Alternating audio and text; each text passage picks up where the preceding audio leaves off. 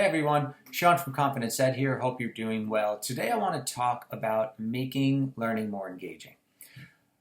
So this is a challenge for anyone and everyone who's trying to either learn something or specifically as a teacher. So if you're a parent or a guardian trying to help out your child, or if you are a teacher looking to be more engaging for your students, this is a tough one.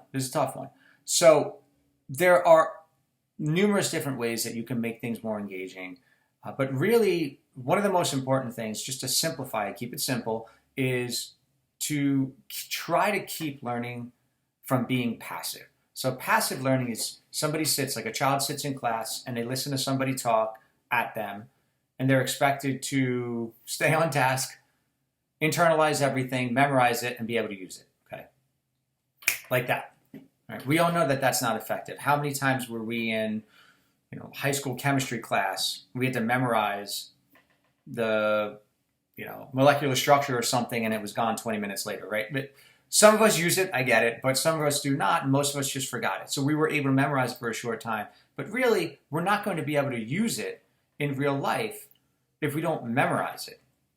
So learning needs to be much more engaging, and there's two ways you can do that. There's lots of different ways, but two ways that I typically recommend is, number one, you want to activate your RAS system, your reticular activating system. So what that does is, your RAS system is part of your brain that we're bombarded with information all the time. And it's simply that system, the RAS system, is a part of your brain that lets certain stuff in and filters out everything else. So that stuff that it lets in is what you deem important.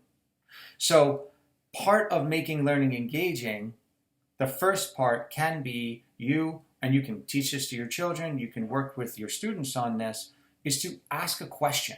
The RAS system is looking for answers. So an example of this is, do you ever think about something and suddenly you see it everywhere? So I was looking to buy a Jeep a few years ago, right? And then suddenly I was thinking about it, I was researching it, and boom, there's Jeeps everywhere. They didn't just magically appear, but my brain's like, oh, Jeep, Jeep, Jeep, Jeep, Jeep, Jeep. And suddenly I saw them. They were there the whole time. But my brain was filtering them out because it didn't see it as important. So number one, activate your RAS system. And again, how you activate it is you ask questions. What is this? How do I use this?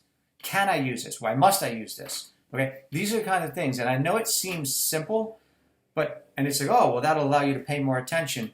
Yes, but you're looking for answers. And when you're looking for answers, your brain's going to go, oh, I need that. Oh, I need this. Oh, I need this. And there's a higher degree of taking all that information in. So that's the first thing. And the second thing is make learning actionable. You don't want it to be passive. So how do you do that? I don't mean get up and run around in circles. Maybe for some of us, but body composition is a big thing, or staying engaged. So when people talk, a typical person will talk, anywhere between like 200, 250 words a minute, somewhere around there. Our brains can process much more than that. So if you have somebody who's up there talking, especially if they talk kind of slow, our brains will just shut them out. Even if our RAS system is activated, we're going to get bored and our concentration will go elsewhere. So how can we stay on task? Simple stuff that we know of. Take notes. And that means don't be verbatim. And I'll do another video on notes, but don't write down verbatim. What you want to do is you want to ask a question, activate your RAS system, and you want to listen. And then your note taking, whether you're writing or typing, it is not verbatim. It is internalizing what they're saying and paraphrasing it so it makes sense to you. Then you can always go back after that and look at your notes again and make sure you understand it and try to internalize it and review it. But for now, keep it active. And some of us, I know older students or adults, they prefer audiobooks, things like that. You can listen to an audiobook, take notes on an audiobook. Sometimes you want to get up and walk around as you're listening, right? There's things, you want to make it actionable. You don't want to just sit there and be passive. You want to somehow engage your learning. Now, you can also have manipulatives and build something, and that is a whole nother situation. But as it pertains to kind of our traditional educational world, there are things that you can do to stay engaged in your learning. And again, a lot of this comes from the intrinsic motivation, and these are things that we need to teach people. We need to teach our children. We need to teach students these skills and these strategies so that regardless of what educational environment they're in, they know how to be successful.